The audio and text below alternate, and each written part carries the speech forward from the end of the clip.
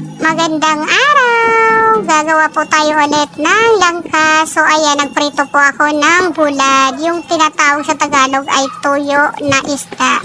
So ayan, meron pala kami natira na palapa, katan, piamuyo akot. Ayan, naglagay ako ng palapa, green, na sili, sibuyas, saka luya, and then bell pepper. So pinahalo-halo ko yan.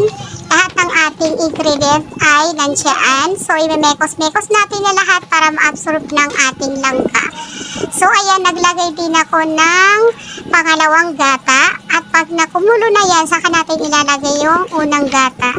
So, ayan, naglagay din ako ng turmeric powder, asaka asin, asaka chicken cubes. Pwede rin po na hindi kayo gumamit ng chicken cubes dahil masarap po ang mga sangkap ng aking nilagay dito.